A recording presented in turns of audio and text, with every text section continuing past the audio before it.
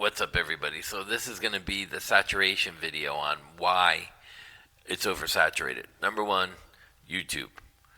Everybody doesn't want to work a 9 to 5 job, including the Rick Beatos and this Beato and the Red Shoal and the Bad Brads and everything else. I'm beat tired. I had to record again last night and again.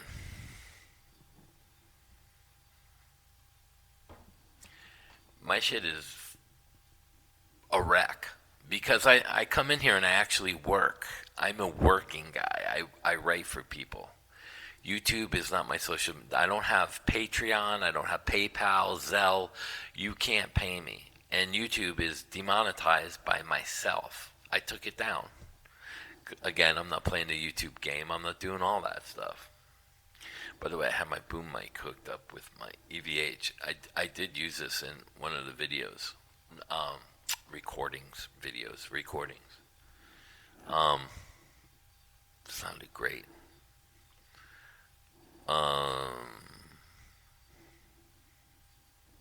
So the oversaturation. You have Andy Woods, who was just on Rick Beato. Before that, he was on Robert Baker. Like 2 weeks before that, a week before, and then like a month or two before that, he was on Tim Pierce, and now he's going to be on Red Shoal, and then he's going to be on Papa Roach, Papa John's, Brett Papa, whatever his name is. And Brett Papa's on this whole kick with the Nashville guys. Why? Because he can't really get. Steve I is not going to go to him. You know what I mean? It's not, and that's the other problem. Okay, let me explain the other part of saturation and why rock guitar playing is dying. So I got this legendary band thing coming together, and we have to make between 8 and 10K a show. So it's like $2,000 a piece. You know, that covers some of the expenses, but we want airfare, room, food, all that free. Because you're never going to get a tour like this, especially if we get Joe Lynn Turner with the resumes of everyone else. But the problem with this is this clubs and other places are so greedy in the money that players, and you've heard this a million times probably, we can't go on tour this year, we can't afford it. It's true, because they don't want to pay, because they're recouping all the money and hoarding it. Like the Taylor Swift show, the Eras built $2 billion. She made $2 billion, but she didn't pocket $2 billion. 200 employees with this and insurance for everybody, food 3 times a day for 200 people. What would that be? Like if it was a $10, let's say $30. Let's do the math on like just the meal part. So you get 200 employees times $30 a day. Say you ate 10, 10, and 10. And that's not even, no, let's not even do that. Let's say times 50.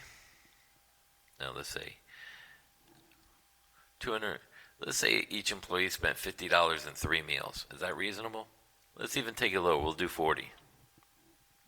Just in meals, not snacks, not waters, is $8,000 a day times 7 days a week. Your expenses for food, or like with water, probably 60 grand. 60,000 a week. So if you went out for a year, just for food, for a tour like that, 60,000, right? So let's say you went out for 6 months, 6 times 4, so 24-week tour. That's 1.4, almost $1.5 million just in food alone. Now you take those people, you do 200 people times insurance at 179. Now how much would some people have insurance for? Workman's comp. So you're going to have to get 2 different insurances. So like when you go into an arena, you need workman's comp exempt so that you can't sue the arena if you fall, because they're not going to be liable. You're liable for yourself. So that's times 60. So that's 12 grand. That lasts for 2 years. So that's a one-time shot. So, and then you need health insurance and all the other insurances. So let's say it's 200 times, we'll be generous, $100 a person times 12.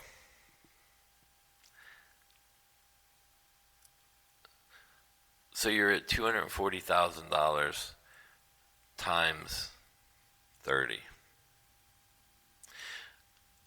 You're at $3 million for insurance for the year for the tour.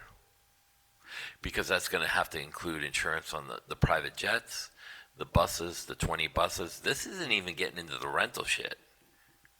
This is just insurance and food. This isn't for emergency care and people getting hurt on the job and people getting sick. And this isn't, you're talking in a year's time, you're going to spend 100 to 200, 300 million plus the backline, and you're going to have to set up the tour, and you got two backlines and two PAs, so you're going to have the other 10 buses or trucks go ahead, because you got 200 employees, but you got the truckers. So you're going to have to send 10 or 20 trucks ahead to the next stop to unload and start setting up for your next night tour while you're touring that night. So you have to have two setups. That's the only way to do that. You're probably looking at, just for the money part to make this happen, is probably $1 billion for the year.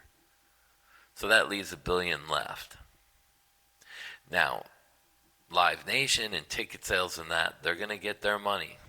They're going to, and Live Nation owns Ticketmaster, so they're going to charge you a processing fee and everything else. So if she makes, I don't know how much, I don't even know what a ticket for the Taylor Swift thing was. I know some of it was a lot of money, but she's not making the $1 billion. They want a profit. So let's say she made $500 million. And then she had to pay out the employees what they're making. What did she end up with? $100 million out of a $2 billion tour, and then pay taxes on that at 30%. Unless she does a charity foundation thing, then she's down to $70 million. If she does a charity at 2%, that's 14 out of there. Then she's around 56.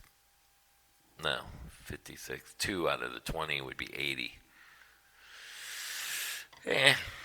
20%, if she did 2, that would be 2 off of there. She'd be at 98. So everything isn't what you think it is. Again, I always say, don't trust anybody and don't believe the shit you hear. My two things. Because I've gone through the process of, I was somebody in the industry and I still have connections, but if I call Atlantic Records, who I'm with now, if I call them and I'm like, hey, John, it's Chris. Chris who? You know, Chris so-and-so, with these bands.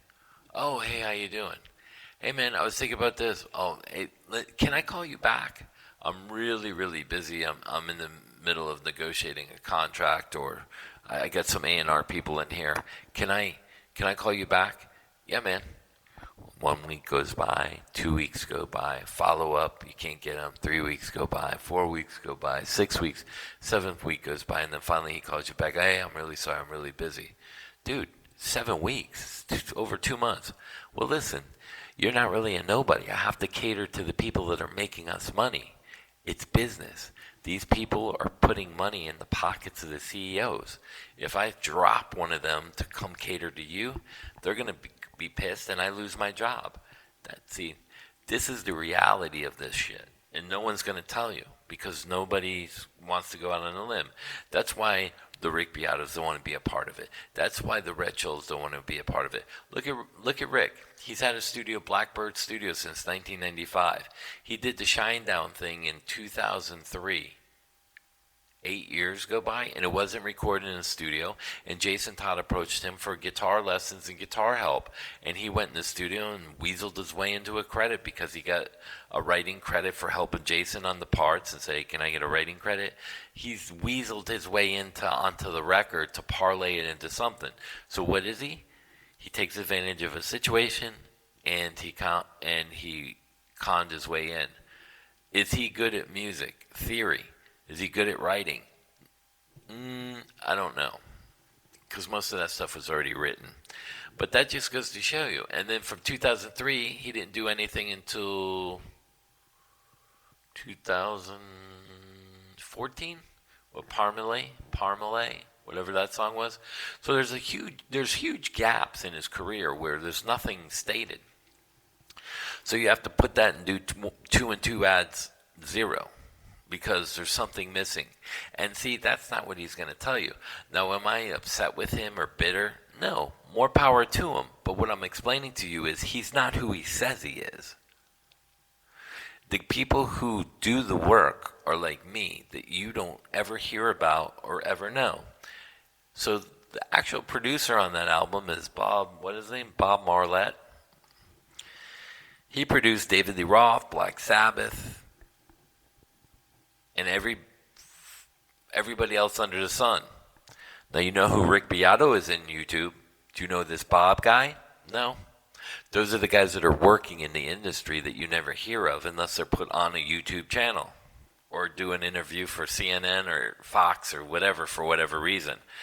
But you don't know about them because we're the ones behind the scenes actually doing the work that the people want to do their social media channels and take credit for.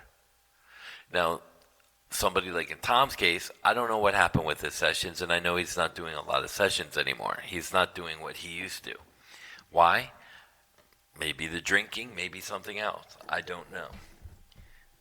But I can tell you this. I've seen him do a session. I watched some of his videos over the weekend, and this will go a little longer than the 10. I watched him with beer at a session, but the session wasn't in a real studio. It's in these Nashville, like these houses turned into studios. That's not the kind of studio I go to. That is not where I go to record. Not some mom and pop's house in a makeshift studio. That's not who I deal with. That's not what happens.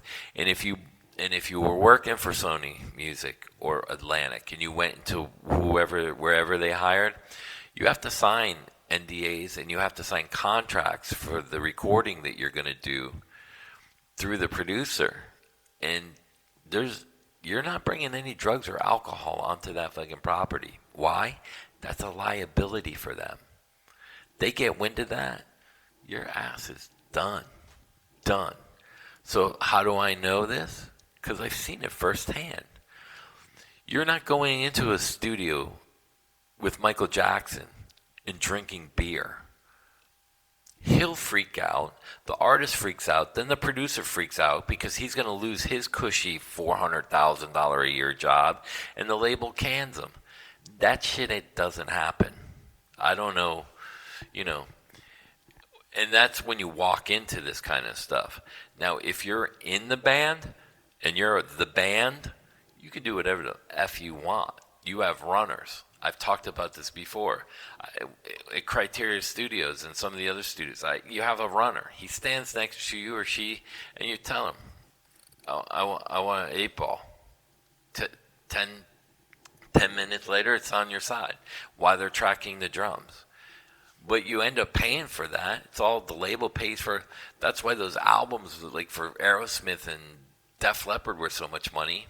Wasn't the playing and the booking and the session time and the producer. It was all their poor habits and bad habits. How do I know? I was a part of it. Who's going to tell you all this? Nobody. Where are they getting this stuff to bring in the studio? How are they getting it past security guards? Criteria was a fenced-in big fence with barbed wire, and you couldn't get in there.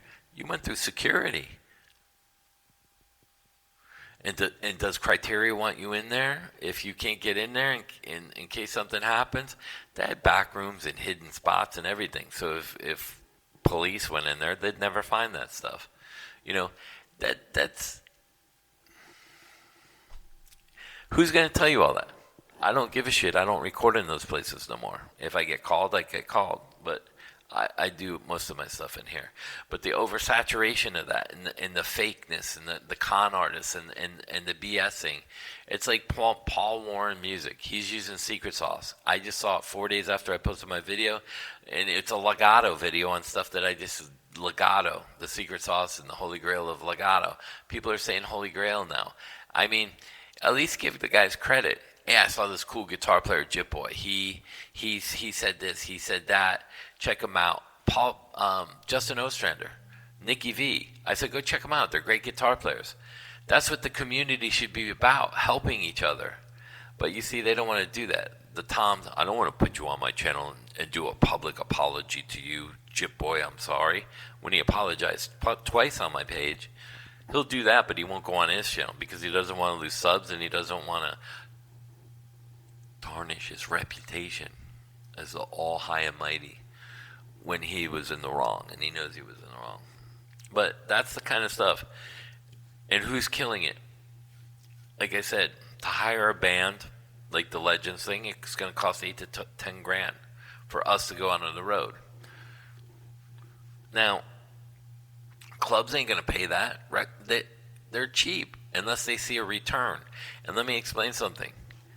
For this Legends things to have to work, we have to have a high-profile singer. We have to have a Joe Lynn Turner or a Jeff Scott Soto. You have to have somebody of that big nature to come and do the tour. You know, can I get somebody, I don't know, who's like not like a super well-known singer, but no.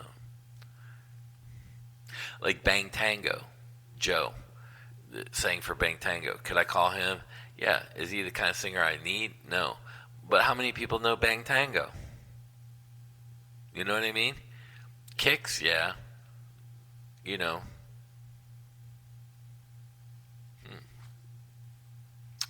I have to call Mitch Malloy. Eric will kill me. But there you go. There's some of the stuff in the hypocrisy of what's going on, and it's like, and I've voiced my opinion on Jared Dines' channel and this Brad Hadley guy that's, you know, eating beans while he's talking about why rock is dead. You're the epitome of it. You do your funny videos and you think you're cool and you're funny and you're trying to create new ways. How about show people different to take a lick and make it different? How about, you know, how about showing how you can run an amp with your fractals? You can run an AB box, right? ABY. I can have two different amps. I can run AB or ABY or AB together or separate. So what if I ran my fractal with the Lynch tones that I had with the 5150? And what if I ran this into another ABY box, so I had two of them? So I can separate the fractal overdrive, and then I use the TMU for the cleans. With the 5150 and a Splon head without carrying all that gear. Have you seen anyone do anything like that? We might have to get another AB box. See what I mean? Off the cuff, just thinking. What if I ABY'd the head with the fractal, right? What if I ran the iconic head with the stealth head and the fractal? 3 different heads. You pan them all together and create an incredible amp sound. They do it on records. Can we do it live? Is it feasible? Be a lunchbox head, this head, and a fractal. That's not a whole lot of gear.